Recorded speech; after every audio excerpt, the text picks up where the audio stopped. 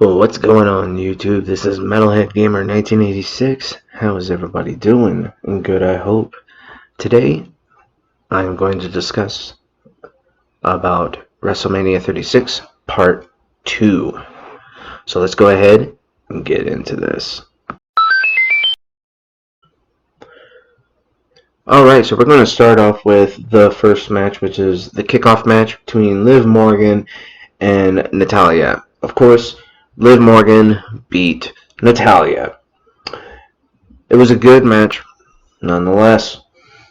Now, onto the NXT Women's Championship match.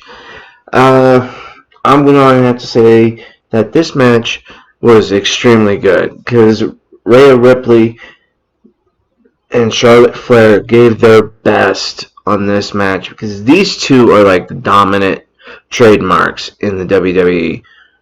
You know, Rhea Ripley has shown her dominance in NXT, and Charlotte Flair, her going back and, I love Charlotte Flair. She's awesome. She's another one of my favorite women wrestlers. But honestly, it really made no sense on her going backwards.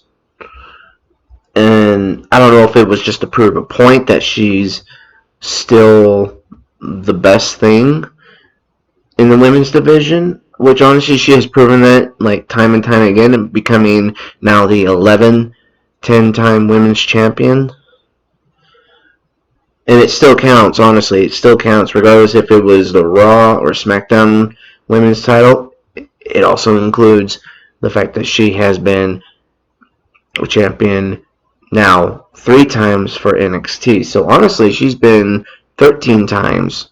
So I take that back. But, honestly, Charlotte Flair has always been dominant. But to go against, Rhea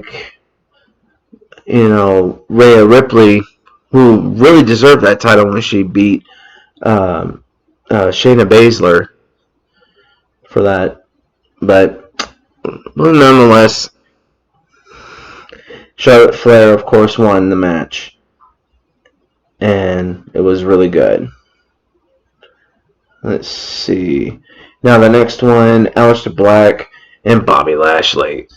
I wasn't all interested into the match, to tell you the truth, because I'm not a big Bobby Lashley fan. I like Aleister Black. He's pretty awesome. He's a metalhead as well. And of course, he beat Bobby Lashley. But who's to blame for losing? None other than Lana, because she's like, no, spear him! And then next thing you know, here comes this humongous roundhouse kick, whap! And then sure enough, 1, 2, 3, Aleister Black wins. I was rooting for him either way. Alright, now to me, this will be number 2 in my top favorite matches. The match between Otis and Dolph Ziggler. We finally, if you guys saw the promo, we finally realized that the whole failure of Otis meeting up with Mandy Rose, come to find out that Sonya Deville had something to do with the whole, oh, I'm running late type of deal. And then it was all a lie. And she was like, oh, you need to stop this from happening and all this other stuff. So, yeah. And then during the match, Mandy Rose came back and slapped Sonya Deville. That was freaking awesome. Because she deserved it. Because she was a total... I will say it, screw it. She was a total bitch for that. But Otis won the match and got the girl. And he got that long-awaited kiss. And you know what? That was awesome. Beauty and the Beast, as I like to call it. Now, to me, this is the number 1 match for me because it was very emotional for both And man, did they put 110% into this match. And I'm talking about the match between Edge and Randy Orton. And oh my god, this match was so intense. And what I liked about it is the emotion in this match. You know, there was like, don't count unless I say something. And they were like, I love you. You know, I still love you when this is over. I'm like, what the heck is going on? And then Edge went on a major limb because he said he would never do any high-flying, over-the-top stuff. And yeah, sure enough, he did. He jumped. He climbed up the ladder, and then he jumped right off on top of like some kind of banner, not banner, but some kind of caged-in area. But like he jumped off there, broke a table with Randy on it, and then next thing you know, they were up on top of a production truck from NXT, and Edge spears him, and Randy gets back up, and then the next thing you know, Edge puts Randy Orton in a sleeper hold and causes Randy Orton to pass out. Ref starts to count, and then the next thing you know, Edge grabs a chair and he's like, "Don't you effing count!" And then he grabs a chair and whacks Randy in the head, as to return the favor for the 2 times that Randy Orton has done it to Edge. But during the match, he started to, get emotional. He started to cry and everything, and then he just counted, and then Edge won the last man standing match, and it was a pretty damn good match nonetheless. I think for me that was the match of the night. This was funny. Rob Gronkowski beats Mojo Rawley for the 24/7 title, and it just all started with Mojo Rawley being chased by other WWE superstars outside the ring, and then the next thing you know, they started crowding over him, started beating the crap out of him, and then here comes Rob Gronkowski jumping from the balcony onto like a whole bunch of guys, and then he pushes everybody out of the way, and then he just pins Mojo Rawley and becomes the 24/7 champion. I thought that was just freaking hilarious. It's like, hey, what a way to make your WrestleMania moment right there. All right, now the fatal 5-way match between Bayley, Sasha Banks, Lacey Evans, Naomi, and Tamina. This was a very, very interesting match. Of course, the first person they decided to kick out was Tamina, because, she's a strong girl, she's a big girl, and it's really messed up that it took 4 girls just to pin this woman. For me, I hate seeing stuff like that. I mean, yeah, they're like the toughest, they're the strongest, and, she's a big girl, or there's a big guy. It's just like a whole bunch of people, pinning one person. I was like, damn, that's just weak. But throughout the match, Bayley was being dominant, and then Sasha Banks was,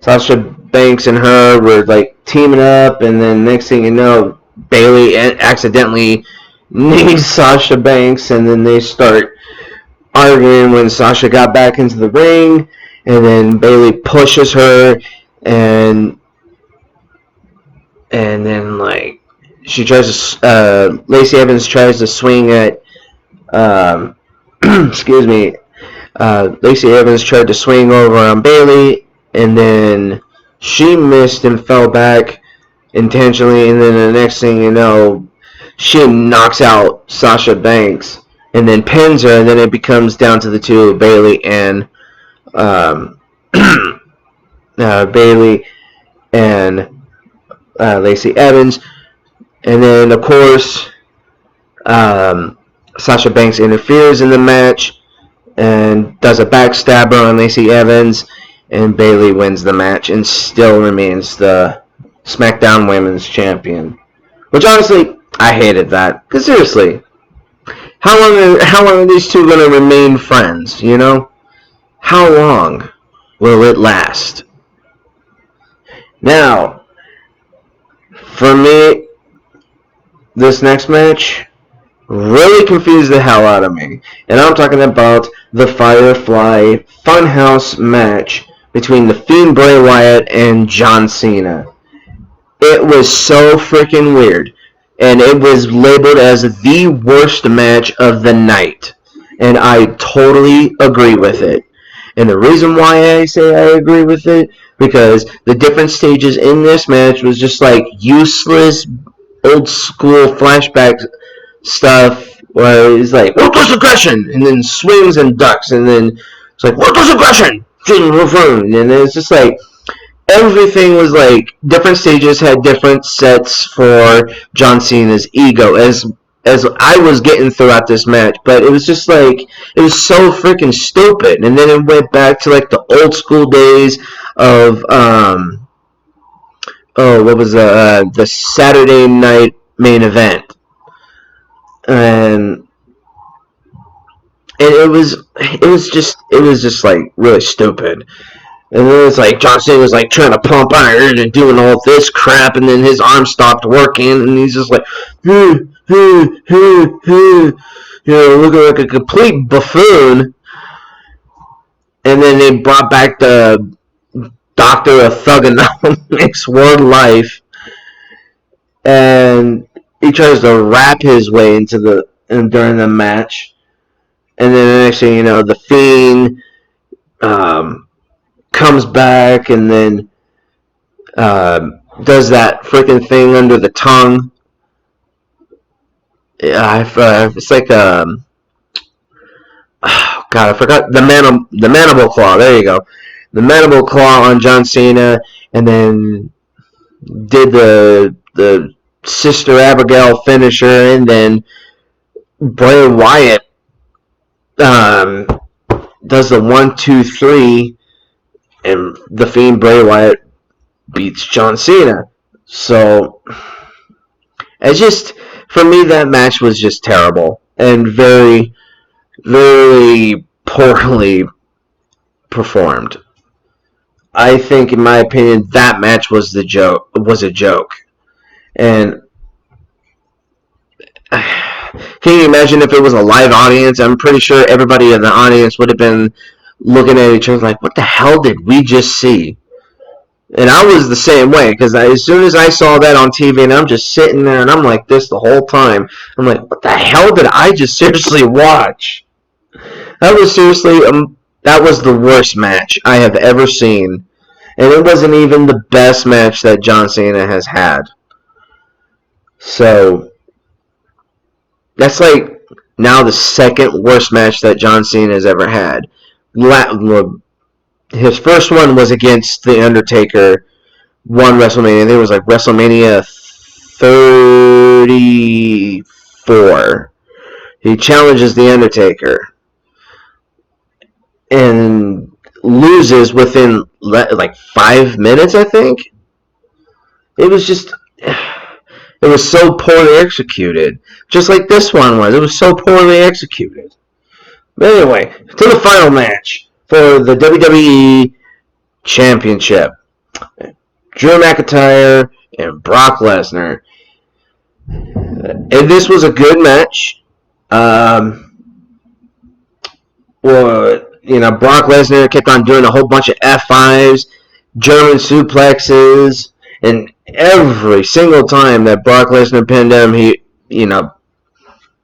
Drew McIntyre broke out. I was worried that, Brock Lesnar was going to get so agitated to the point where he rips off the gloves and starts elbowing Drew to the point where he breaks open his Drew McIntyre's head. But thank God he didn't get to that point.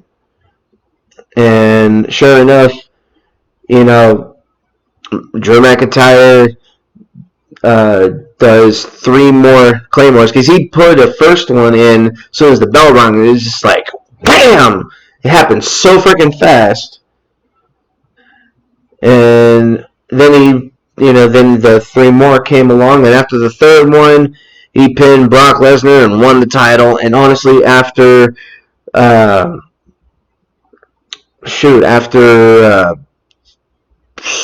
11 years, he deserved that.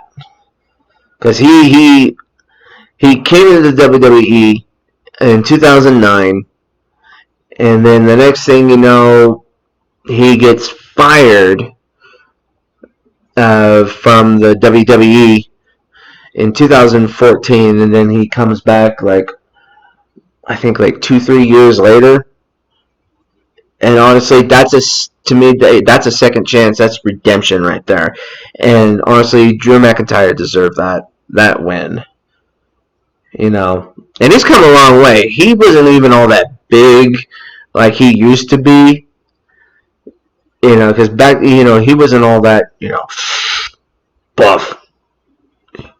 But, honestly, kudos to Drew McIntyre for his redemption. Every person deserves a second chance, and honestly, that second chance was very well earned for Drew McIntyre. So, in closing, what have you guys thought about this WrestleMania overall? For me, there were a few matches that were very disappointing, sloppy, poorly executed. But you know what? I give a lot of credit to WWE for putting on a great show. Because right now we are in a tough time with this coronavirus stuff. And my hat's off to the WWE. So thank you, WWE, for putting on a hell of a show. Just don't ever do that one match ever again. Sorry, but that Firefly Fun House match, that was just completely stupid. But overall, the thing was just it was really amazing. So thank you guys again. So I wanted to ask you guys this: what is your favorite match, or what are your favorite matches? Some people I've heard said that their favorite matches was the Boneyard match, which that one was mine. One person I've heard say that their favorite matches were the Boneyard, the one match between Bayley, not Bayley, Becky Lynch and Shayna Baszler. Because man, that match was brutal though. Because there were a lot of good. There were a few poor matches on the first night, but there were a couple that were very, very good. So that one was good, and that one was my favorite match. And the Boneyard match was my favorite, and then the match between Edge and Randy Orton, that was one of my favorite matches. And then, of course, seeing Drew McIntyre win the heavyweight title for the first time in his career, that was very well deserved. So, tell me what are your favorite matches? I would like to know in the comment section below. So, I shall see you guys later. Thank you for tuning in, and if you want to support my YouTube channel, just go on patreon.com/MetalheadGamer1986. And also, I have created a Twitter account, so you guys can show me some love on there as well, and throw some game suggestions. I am looking for some new ideas from you guys. I want to hear from you. What games would you like to see me play? Whether it be mobile or on PC for that matter, because I got a laptop. What kind of PC games would you like to see? Old school, new school. Tell me. I want to know.